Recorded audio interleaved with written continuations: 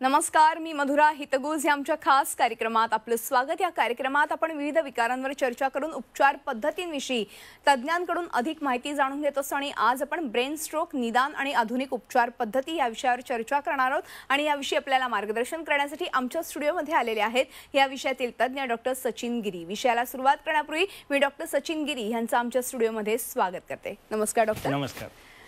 Doctor Sachin गिरी यांची थोडक्यात ओळख सांगायची झाल्यास डॉक्टर गिरी यांनी MBBS शिक्षण टोपीवाला नॅशनल मेडिकल कॉलेज आणि BYL Nair charitable hospital Mumbai तसंच MS शिक्षण हे ग्रँड मेडिकल कॉलेज आणि सर JJ हॉस्पिटलमधून पूर्ण केले। मिनिमल इन्व्हेसिव्ह शस्त्रक्रियेमध्ये त्यांच्या स्वारस्यामुळे त्यांनी fellowship in minimal access surgery आणि इंडियन असोसिएशन ऑफ गॅस्ट्रोइंटेस्टाइनल एंडोसर्जनची फेलोशिपही पूर्ण केलेली आहे। त्यांनी पुढे न्यूरोसर्जरीमध्ये आपलं करिअर केलंय आणि 2014 मध्ये Lokmanya Tilak municipal medical college आणि जनरल हॉस्पिटल मुंबई इथून त्यांनी MCH न्यूरोसर्जरीचं प्रशिक्षण पूर्ण केले। न्यूरोसर्जिकल प्रशिक्षणादरम्यान त्यांना प्रतिष्ठित बेस्ट सुपर स्पेशालिटी रेसिडेंट पुरस्कारानं गौरवण्यात देखील आलेले आहे। त्यांनी राष्ट्रीय आणि आंतरराष्ट्रीय जर्नल्समध्ये अनेक संशोधनपर लेख प्रकाशित केलेत। तसंच त्यांना राज्य आणि राष्ट्रीय परिषदांमध्ये बेस्ट पेपर अवॉर्ड्सनं गौरवण्यात आले। 2015 मध्ये त्यांनी युरोपियन असोसिएशन ऑफ न्यूरोलॉजिकल सोसायटीकडून शिष्यवृत्ती देखील घेतली आहे। तर एडिनब्रुक हॉस्पिटल केम्ब्रिज युनिव्हर्सिटीमध्ये व्हिजिटिंग फेलो म्हणून ते आहेत। त्याचबरोबर त्यांनी ॲडव्हान्स स्पाइन वॅस्क्युलर स्कल बेस सर्जरीमध्ये देखील प्रशिक्षण घेतलेलं आहे। 2016 मध्ये त्यांनी तायवानच्या लिंको काउंटी चांगबुंग मेमोरियल हॉस्पिटलमधून इंटरव्हेन्शनल न्यूरो रेडिओलॉजीमध्ये फेलोशिप पूर्ण केलेली आहे। त्यानंतर डॉक्टर गिरी हे पुन्हा एकदा ग्रँड मेडिकल कॉलेज आणि JJ group of hospital Mumbai इथे न्यूरोसर्जरी विभागात सहाय्यक प्राध्यापक म्हणून 3.5 वर्ष काम करत होते आणि त्यांचं राष्ट्रीय आणि आंतरराष्ट्रीय परिषदांमध्ये अनेक वैज्ञानिक शोध निबंध देखील सादर झालेले आहेत। तसंच विविध ठिकाणी त्यांनी प्रोफेसरची भूमिका देखील बजावली आहे। ट्यूमर, एन्युरिझम, विविध कर्करोग, स्पॉन्डिलायसिस, फ्रॅक्चर आणि स्पाइन ट्यूमर यांसारख्या मेंदूच्या अवघड समस्या असलेल्या अनेक रुग्णांवरती त्यांनी यशस्वी उपचार केले आहेत। एंडोस्कोपिक शस्त्रक्रिया, रक्तवाहिन्यांसंबंधी शस्त्रक्रिया, इंटरव्हेन्शनल मिनिमल इन्व्हेसिव्ह स्पाइन शस्त्रक्रिया, बालरोग न्यूरोसर्जरी आणि कवटीच्या शस्त्रक्रिया यामध्ये ते विशेष पारंगत आहेत। चला तर आज आपण ब्रेन स्ट्रोक विषयी अधिक माहिती जाणून घेऊया डॉक्टरांकडून लगेचच। डॉक्टर, पुन्हा एकदा स्वागत आहे। ब्रेन स्ट्रोक बद्दल आज आपण खरं तर चर्चा करणार आहोत। ब्रेन स्ट्रोक म्हणजे नेमकं काय आणि त्याचबरोबर सध्या भारतातलं प्रमाण किती आहे? जर आपण ब्रेन स्ट्रोक म्हणायचं झालं त्याला दुसरा शब्द आहे पक्षाघात, जे की आपल्या लोकांना आपण कॉमन प्रचलित शब्द आहे, किंवा पॅरालिसिस म्हणता येईल किंवा अर्धांगवायू म्हणता येईल। तर त्याच्यामध्ये आपल्या जे मेंदू जो की मज्जातंतूपासून बनलेला आहे त्याचा रक्तपुरवठा एकतर खंडित होतो किंवा रक्तस्राव होतो। तर त्याच्यामुळे जे मज्जातंतू आहे त्यांची डेथ होते आणि आपल्याला माहितीच आहे की मेंदूचा प्रत्येक पार्ट कोणत्या ना कोणत्या शरीराच्या अवयवाला कंट्रोल करत असतो। तर त्याच्यामुळे त्यांची डेथ होते आणि परिणामी तो जो त्याचा अवयव आहे ज्याला ते इनर्वेट करतो तो पॅरालिसिस होतो। तर त्याला आपण स्ट्रोक हा शब्द वापरतो, किंवा पॅरालिसिस किंवा पक्षाघात किंवा अर्धांगवायू हे त्याचे वेगवेगळे शब्द आहेत। बरोबर। जर आता भारताचं प्रमाण घ्यायचं झालं तर तुम्हाला हा एक मोठा गंभीर आजार आहे। जर आपण जगामध्ये याचं जर इन्सिडन्स बघितला, जे प्रमाण बघितलं, तर साधारणतः वर्षाला 1.5 कोटी लोकांना याची लागण होते। त्याच्यातले 50 लाख लोक वर्षाला त्यांचा मृत्यू स्ट्रोकमुळे होतो। जर भारताचा इन्सिडन्स आपल्याला बघायचा झाला तर दिवसागणिक 2000 लोकांचा मृत्यू हा स्ट्रोकमुळे होतो। आणि जर वर्षाला जर बघायचं झालं तर साधारणतः 7 लाख लोकांचा किंवा पेशंट्सचा मृत्यू हा स्ट्रोकमुळे होतो। तर हा फार गंभीर आजार आहे आणि लोकांनी त्याला सिरियसली घेणं फार गरजेचं आहे आणि त्याच्यासाठी लोकांना याच्याबद्दल माहिती असणं हे सुद्धा तितकंच महत्त्वाचं आहे। बरोबर।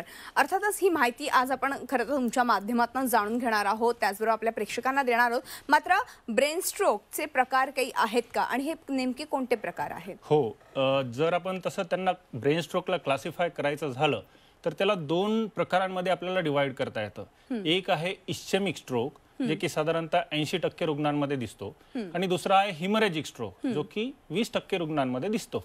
आता हा इस्चेमिक स्ट्रोक म्हणजे काय, तर इस्चेमिक स्ट्रोक मध्ये जी रक्तवाहिनी असते ती आपली रक्ताच्या गाठीमुळे ब्लॉक होते आणि परिणामी जे आपल्या ब्रेन सेल्सला, ज्याला आपण मज्जातंतू म्हणतो, त्याला रक्तपुरवठा होत नाही आणि ऑक्सिजनच्या अभावी त्या मज्जातंतूंची डेथ व्हायला लागते। तर त्याला आपण इस्चेमिक स्ट्रोक म्हणतो। आणि दुसरा प्रकार आहे हिमरेजिक स्ट्रोक। तर हिमरेजिक स्ट्रोक मध्ये जी आपली मेंदूला रक्तपुरवठा करणारी रक्तवाहिनी आहे ती कॉमनली हाय ब्लड प्रेशरमुळे फुटते आणि ती फुटली की मेंदूमध्ये रक्तस्राव होतो आणि परिणामी त्याचा प्रेशर वाढून त्याच्यामुळे आपल्याला त्याचे लक्षणं दिसायला लागतात. आता हिमरेजिक स्ट्रोक मध्ये सुद्धा आणखीन काही सब कॅटेगरीज आहेत, जसं की अॅन्युरिझम. अॅन्युरिझम म्हणजे आपली जी रक्तवाहिनी असते त्याचा फुगा होतो आणि तो फुगा फुटतो आणि परिणामी मेंदूमध्ये रक्तस्राव होतो. तर त्याला अॅन्युरिझम असं म्हणतात. आणि दुसरा जो प्रकार आहे तो आर्टेरिओ व्हीनस मालफॉर्मेशन म्हणतात. म्हणजे रक्तांच्या ज्या रक्तवाहिन्या असतात त्याचा ॲबनॉर्मल पुंजका बनतो आणि ब्लड प्रेशर वगैरे वाढलं किंवा काही झालं तर ते फुटतो आणि त्याच्यामुळे मेंदूमध्ये रक्तस्राव होतो. तर हे सब कॅटेगरीज आपल्याला हेमरेजिक स्ट्रोकमध्ये म्हणता येतील. बरोबर. असे वेगवेगळे प्रकार खरं तर ब्रेन स्ट्रोकमध्ये पाहायला मिळतात. खरं तर ह्या सगळ्यामुळे बऱ्याचदा अनेक समस्यांना सामोरं जावं लागतं.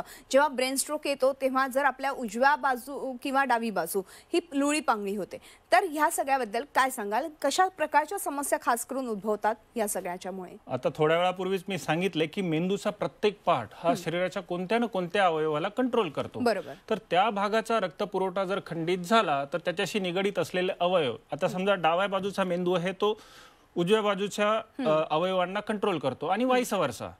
तर त्याच्यामुळे रक्तपुरवठा जो त्या पार्टचा खंडित झाला तर त्याच्यामुळे त्याच्या अनुषंगाने आपल्याला लक्षणे दिसतात. आता जर तुम्हाला दाखवायचं झालं तर हा आहे आपला फ्रंटल लोब. तर हा मेंदूचा पुढचा भाग आहे. ही डावी बाजू, ही उजवी बाजू कंट्रोल करतं आणि याच्यामुळे मेजॉरिटी आपल्या हाताची ताकद म्हणा किंवा अपोजिट साइडची जी हातपाय हलवण्याची क्षमता असते ती कंट्रोल होते. त्याच्या मागे येतो परायटल लोब, जो की आपलं स्पर्श निदान वगैरे याच्याशी संदर्भात काम बघतो. तर त्याच्याशी रिलेटेड आपल्याला तसे सिम्पटम्स पेशंटला दिसायला लागतात. त्याच्या मागे येतो ऑक्सिपिटल लोब, जे की आपल्या दृष्टीशी निगडित आहे. तर त्याच्यामुळे जो कोणता ब्रेनचा पार्ट अफेक्ट झाला त्याच्याशी निगडित आपल्याला सिम्पटम्स किंवा लक्षणं दिसायला लागतात. तर त्याच्यामुळे आपल्याला ते जे पेशंटला लक्षणं होतात आता त्याच्यानुसार आपल्याला त्याची पुढची ट्रीटमेंट घेता येते. आणि मला एक महत्वाची गोष्ट सांगायचं आहे की ही जी लक्षणं आहेत ब्रेन स्ट्रोकची त्याच्यामध्ये एक तर सर्वात कॉमनली आपल्याला दिसतं ते म्हणजे लकवा, एका बाजूला अर्धांगवायू येतो. त्याच्या व्यतिरिक्त पेशंटला बोलण्याला त्रास होतो, अडखळतो पेशंट किंवा आपण काय बोलतो ते त्यांना कळत सुद्धा नाही. तिसरी गोष्ट चेहरा वाकडा होतो, चेहऱ्याला सुद्धा पॅरालिसिस येतं. तर ही त्याची कॉमन सिम्पटम्स आहेत. त्याच्यामुळे UK मध्ये जे न्यूरोफिजिशियन्स आहेत त्यांनी एक कॉमन एक न्यूमोनिक बनवलेलं आहे, त्याला म्हणतात आपण फास्ट. फास्ट म्हणजे फेस, FAST. F म्हणजे फेस, चेहरा वाकडा होणे. A म्हणजे आर्म, म्हणजे एक बाजू आहे ती कमकुवत होणे. S म्हणजे स्पीच, बोलायला त्रास होणे. आणि T म्हणजे टाइम, इथे वेळेला खूप महत्व असतं. तर ते मला याच्यावर स्ट्रेस द्यायचा की ह्या गोष्टी सगळ्या न्यूमोनिकद्वारे तुम्ही लक्षात ठेवा आणि त्याच्यानुसार तुम्ही ते जे सिम्पटम्स किंवा पेशंटला लक्षणं दिसतात ते कॅच करा आणि लवकरात लवकर डॉक्टरांकडे जाऊन त्याचा सल्ला घ्या. बरोबर. मात्र ही लक्षणं तर आपल्याला जेव्हा ब्रेन स्ट्रोक येतो हे तेव्हा आपल्याला दिसायला लागतात. मात्र हा ब्रेन स्ट्रोक नेमका कशामुळे होतो, त्याची नेमकी काय कारण आहेत त्याबद्दल काय सांगा? बरोबर.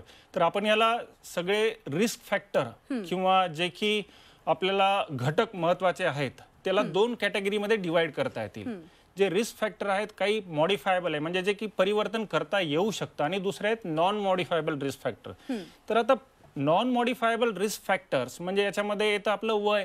वय हे आपलं कंटिन्युअस वाढतच जाणार, त्याच्यावर आपलं कंट्रोल नसतं. 60 वर्ष वयानंतर आपल्याला हे कॉमनली सिम्पटम्स दिसायला लागतात पण त्याच्यावर आपलं कंट्रोल नाही. दुसरी गोष्ट आहे अनुवांशिकता. काही आजार जे असतात ते अनुवांशिक असतात. आपण जर बघितलं तर आपले आजकाल यंगस्टरमध्ये साधारणतः 20-25 वयामध्येच आपल्याला ब्लड प्रेशरचे आजार दिसायला लागतात. आणि त्या पेशंटचं जर आपण पास्ट हिस्ट्री जर बघितली किंवा त्यांच्या घरच्यांची हिस्ट्री घेतली तर त्यांच्या आईवडिलांना सुद्धा त्या तरुण वयातच तो आजार जडलेला असतो. म्हणजे ही गोष्ट झाली अनुवांशिक. तर याच्यावर आपला काही कंट्रोल नसतो. पण बऱ्याच गोष्टी असतात ते मॉडिफायबल रिस्क फॅक्टर्स येतात ते की आपण मॉडिफाय करून पेशंटला जी स्ट्रोकची रिस्क असते ती कमी करता येऊ शकते. तर आता हे मॉडिफायबल रिस्क फॅक्टर कोणते आहेत तर ब्लड प्रेशर, रक्तदाब, हाय ब्लड प्रेशर. दुसरं आहे डायबिटीज, शुगर जास्त असणे किंवा व्यसन असणे, स्मोकिंग म्हणा किंवा ड्रिंकिंग म्हणा किंवा तंबाखूचं सेवन करणे किंवा याच्याशिवाय हाय कोलेस्ट्रॉल, तुमचं बैठी जीवनशैली, जेवणामध्ये तुमचं सकस आहार नसणे, फळ पालेभाज्याचा वापर कमी असणे, याच्याशिवाय तुम्ही जर जास्त मेदयुक्त किंवा चरबीयुक्त किंवा जास्त तैलयुक्त जर जेवण करत असाल तर ही सगळे आपले रिस्क फॅक्टर्स आहेत जे की आपल्याला मॉडिफाय करता येऊ शकतात. बरोबर. अर्थातच आपल्या सगळ्या जीवनशैलीमध्ये काही बदल केले तर नक्कीच आपण हा धोका टाळू शकतो. मात्र जेव्हा ब्रेन स्ट्रोक येणार आहे किंवा ब्रेन स्ट्रोक होऊ शकतो असे काही लक्षणं समोर येतात का, असं काही आपल्याला सिम्पटम्स दिसतात का साधारणपणे? येस, त्याला आपल्याला बऱ्याच वेळेस ट्रान्झिएंट इस्चेमिक अटॅक असं म्हणतात, किंवा हे एक चेतावणी स्ट्रोक, मराठीत जर सांगायचं झालं तर चेतावणी स्ट्रोक म्हणता येईल याच्यामध्ये पेशंटला काही मोमेंट करता एका बाजूला कमजोरी येते, किंवा काही मोमेंट करता पेशंटला बोलण्याकरता त्रास होतो, किंवा कधी कधी पेशंटचा बॅलन्स जातो, थोड्या वेळाकरता अंधत्व येतं. पण बऱ्याच वेळेस अनफॉर्च्युनेटली असं होतं की ही पेशंट या गोष्टी निग्लेक्ट करतात, आणि त्याच्यामुळे असं आढळून आलंय की साधारणतः 20 ते 25% लोकांमध्ये जर त्यांनी लागलीच डॉक्टरांकडे जाऊन निदान नाही केलं तर पुढच्या 3 ते 4 महिन्यांमध्ये एक मेजर स्ट्रोकचा आघात होण्याची शक्यता आहे, आणि परिणामी त्याच्या जीवाला सुद्धा धोका होऊ शकतो. तर मला याच्यावरही इन्सिस्ट करायचं की जर तुम्हाला ट्रान्झिएंट इस्चेमिक अटॅक याचे हे सिम्पटम्स जे आढळले तर तुम्ही लवकरात लवकर डॉक्टरकडे जाऊन त्याचं निदान करून घ्या. बरोबर बरोबर. आता आपण बघितलं तर तरुणांमध्ये ह्या सगळ्याचं प्रमाण वाढत चाललंय. मग ब्रेन स्ट्रोक असेल, हार्ट अटॅक असेल, किंवा बीपी असेल, मधुमेह असेल, हे सगळं प्रमाण तरुण पिढीमध्ये सगळ्यात जास्त वाढू लागलेलं आहे. तर मग काय नेमकं कारण असू शकतं? ब्रेन स्ट्रोक वाढण्याचं प्रमाण काय असू शकतं, खास करून तरुण पिढीमध्ये? तरुण पिढीमध्ये साधारणतः 20 ते 25% रुग्ण जे असतात स्ट्रोकचे ते तरुण असतात. तरुण म्हणजे 45 वय असल्याच्या खाली, म्हणजे 15 ते 45 जे वयोगट म्हणतो आपण ते तरुण अवस्था आहे. तर अशा जवळपास 20 ते 25% रुग्ण जे आहेत ते तरुण रुग्ण आपल्याला दिसून येतात. आता त्यांच्यामध्ये आता जर बघितलं आपण तर आता जी बदलती जीवनशैली आहे, किंवा आपण कंटिन्यू आजकाल सेडेंटरी लाईफ आहे, पेशंट म्हणजे आजकाल वर्क फ्रॉम होम चालू आहे, तर त्याच्यामुळे जे आपले एक्सरसाइज वगैरे असतात त्याचा अभाव आपल्याला दिसून येतो. दुसरी गोष्ट व्यसन, आजकाल व्यसनाचं प्रमाण खूप मोठ्या प्रमाणात तरुण पिढीमध्ये आपल्याला दिसून येतं. व्यायामाचा अभाव, या सगळ्या गोष्टीमुळे ऑब्व्हियसली त्यांच्यामध्ये ब्लड प्रेशर, आणि महत्वाचं म्हणजे एक सायलेंट किलर जे म्हणायचं आहे, जे की स्ट्रेस, ताणतणाव, हे एक फार महत्वाचा फॅक्टर आहे. त्याच्यामुळे ब्लड प्रेशर सारखे आजार आपल्याला दिसून येतं, आणि परिणामी स्ट्रोकचा सुद्धा इन्सिडन्स त्यांच्यामध्ये जास्त दिसून येतो. बरोबर. आता तुम्ही जसं म्हणालात तसं की एकतर तरुण पिढीमध्ये वाढलेलं व्यसनांचं प्रमाण, एकूणच आहार व्यवस्थित नाहीये, बदलती जीवनशैली आहे, बैठी लाईफस्टाईल झालेली आहे, ह्या सगळ्या कारणं तर आहेत, आणि स्ट्रेस हा मुख्य कारण आहे. कारण की स्ट्रेस आणि मेंदू ह्यांचा परस्पर संबंध येत असतो, आणि बऱ्याचदा ब्लड प्रेशर हे मोठ्या प्रमाणात वाढल्याचं पाहायला मिळतं, आणि उच्च रक्तदाबामुळे देखील आपल्याला स्ट्रोक येण्याचे चान्सेस आहेतच. पण मग साधारणपणे जेव्हा आपण ह्याबद्दल सगळ्याबद्दल चर्चा करतो, मुंबई सारख्या शहरामध्ये, मुंबई पुण्यासारख्या शहरामध्ये किंवा नाशिकमध्ये खूप चांगल्या उपचार पद्धती आपल्याकडे उपलब्ध आहेत. मग खेडोपाड्यांमध्ये काय, तिथे कशा पद्धतीच्या उपचार पद्धती आहेत? हा फार महत्वाचा प्रश्न तुम्ही विचारलाय, कारण माझ्या घरी सुद्धा आमच्या फॅमिलीमध्ये जर हिस्ट्री बघितली तर प्रत्येक ठिकाणी कोणाचे ना कोणाचे नातेवाईक ग्रामीण ठिकाणी असतात, आणि ते या सगळ्या फेजमधून गेलेले असतात. तर त्यांचे जे ओव्हरऑल आम्ही एक्सपिरियन्सेस बघितले तर असं अनुभवलं की बऱ्याच वेळेस ग्रामीण भागामध्ये लोक जादू टोना समजतात, किंवा भूतप्रेतची बाधा झाली असं समजतात, आणि ते तसंच समजून ते पेशंटचे नातेवाईक जे आहेत ते पेशंटला घेऊन मांत्रिक बाबाकडे जाऊन ट्रीटमेंट घेतात. तर त्याच्यामुळे जो महत्वाचा विंडो पिरियड म्हणतात, जो 4.5 तास असं आपल्याला डिक्लेअर केलं, गोल्डन आवर आहे, तो मिस करतात, आणि परिणामी आपल्याला पेशंटमध्ये पाहिजे तशी ट्रीटमेंट करता येत नाही, आणि त्याच्यामुळे रिस्क वाढतो, अपंगत्वाचं प्रमाण वाढतं, कधी कधी जीवाला धोका पण होऊ शकतो.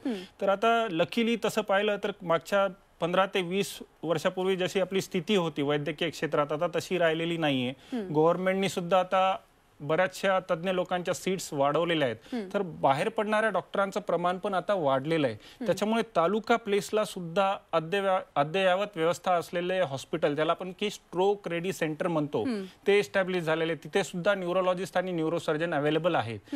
त्याच्यामुळे ग्रामीण भागातील रुग्णांना सुद्धा तालुका हे साधारणतः 1 ते 2 तासाच्या अंतरावर असतं, तर तिथे त्यांनी लवकर धाव घेऊन ट्रीटमेंट जर घेतली तर आपल्याला नक्कीच रिझल्ट बदलता येतील. बरोबर. आता तुम्ही म्हणालात तसं की लवकरात लवकर याचं खरं तर ट्रीटमेंट सुरू होणं आवश्यक आहे. मात्र आपल्याला ब्रेन स्ट्रोक झालाय किंवा आपल्याला पॅरालिसिसचा अटॅक आलाय, हे नेमकं पेशंटने आणि त्यांच्या नातेवाईकांनी कसं ओळखायचं, नेमकं ह्याचं निदान कसं करायचं? आता हा जर क्वेश्चन तुम्ही बघितला तर हार्ट अटॅक हा जो शब्द आहे, लोकांना त्याच्याबद्दल माहिती आहे की छातीमध्ये दुखतं, छातीमध्ये दुखलं तर that might be a heart attack. पण जर ब्रेन स्ट्रोकचं आहे तर बऱ्याच वेळेस असं होतं की पेशंटचे जे नातेवाईक असतात त्यांना पेशंटमध्ये काहीतरी चेंजेस आला हे कळतं, पण पेशंटला कळतच नाही की अरे त्याचा चेहरा वाकडा झालाय. कारण जोपर्यंत पेशंट हसत नाही तोपर्यंत आपल्याला कळतच नाही की पेशंटच्या चेहऱ्यामध्ये व्यंग आलंय किंवा त्याच्या एक बाजू वीक झाली, हे बऱ्याच वेळेस पेशंटला कळत नाही. तर त्याच्यामुळे हे जे सिम्पटम्स आहे, जसं की मी तुम्हाला सांगितलंय, फास्ट चेहरा वाकडा होणे, एका बाजूला कमजोरी येणे किंवा बोलण्यामध्ये लडखडणेपणा हे जाणवणे किंवा तोत्र बोलणे किंवा आपण काय बोललो हे समजत नाही, तर ते तुम्ही लवकरात लवकर पिकअप करा आणि लवकरात लवकर जे कोणतं जवळचं स्ट्रोक रेडी सेंटर आहे तिथे तुम्ही पेशंटला घेऊन जा आणि ट्रीटमेंट द्या. आपल्याला नक्कीच रिझल्ट बदलता येईल. बरोबर. अर्थातच हे रिझल्ट कसे बदलता येतील किंवा कशा पद्धतीच्या उपचार पद्धती आहेत याबद्दल मला तुमच्याकडनं जाणून घ्यायचे, पण एका छोट्याशा ब्रेक नंतर. तेव्हा हितगुजमध्ये वेळ झाली एका छोट्याशा ब्रेकची. कुठेही जाऊ नका, पाहत राहा आमचा खास कार्यक्रम हितगुज. ब्रेक नंतर हितगुजमध्ये आपलं पुन्हा एकदा स्वागत आहे आणि आज आपण ब्रेन स्ट्रोक विषयी चर्चा करतोय आणि उपचार पद्धती आणि निदानाबद्दल चर्चा करतोय आणि आपल्या सोबत या विषयातले तज्ज्ञ आहेत डॉक्टर सचिन गिरी. आपण पुन्हा एकदा चर्चा करूया. डॉक्टर, ब्रेकवर जाण्यापूर्वी आपण एकूणच ब्रेन स्ट्रोक म्हणजे काय जाणून घेतलं, मात्र याचं निदान नेमकं कसं करायचं, हॉस्पिटलमध्ये गेल्यावर कुठल्या कुठल्या टेस्ट करणं आवश्यक आहे त्याबद्दल अगदी थोडक्यात काय सांगा. नक्कीच. पेशंट जेव्हा हॉस्पिटलमध्ये येतो तेव्हा आम्ही पेशंटचं क्लिनिकल एक्झामिनेशन करतो. त्याच्यानुसार आम्हाला ग्रॉसली आयडिया येते की पेशंटला अर्धांगवायू झालेला आहे, पॅरालिसिस झालेला आहे. आता याचा नेमका कशामुळे झालं हे करण्यासाठी आम्हाला काही टेस्ट करावं लागतात.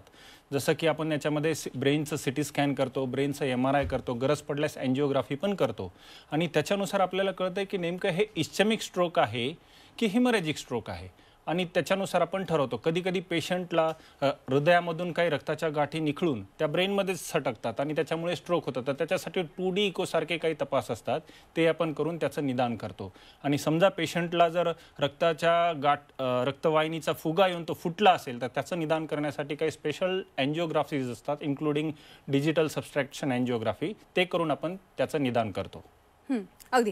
एक शेवटचा प्रश्न, तो म्हणजे उपचार काय असतात, अगदी थोडक्यात काय सांगाल. उपचारामध्ये जर आपण बघितलं तर इस्चेमिक स्ट्रोक असेल तर पेशंट 4.5 तासाच्या आत जर आला असेल तर त्याला आपण इंजेक्शन देऊन म्हणजे थ्रोम्बोलायसिस करता येतं आणि जो की रक्तपुरवठा खंडित झालाय तो आपल्याला पूर्ववत चालू करता येऊ शकतं. त्याच्याशिवाय जर पेशंटला ॲन्युरिझम फुटला असेल किंवा तो रक्तवाहिनीचा फुगा फुटला असेल तर त्याच्यासाठी आपल्याला किंवा रक्ताचा जो रक्तवाहिन्यांचा गुच्छ झाला असेल तर त्याच्यासाठी एक तर आपल्याला शस्त्रक्रिया करून ते त्याच्याशी टॅकल करता येऊ शकतं किंवा इंटरव्हेन्शनल प्रोसिजर असते ज्याच्यामध्ये की जांघेतील रक्तवाहिनीतून कॅथेटर टाकून कॉइलद्वारे किंवा ग्लूद्वारे आपल्याला बंद करता येऊ शकतं. म्हणजे अशा उपचार पद्धती आपल्याकडे उपलब्ध आहेत. डॉक्टर, वेळ संपल्यामुळे आज आपल्याला इथेच थांबावं लागतंय, मात्र तुम्ही आलात आणि खूप छान माहिती दिली त्याबद्दल मनपूर्वक आभार. धन्यवाद. आई भवानीचा गजर म्हणजे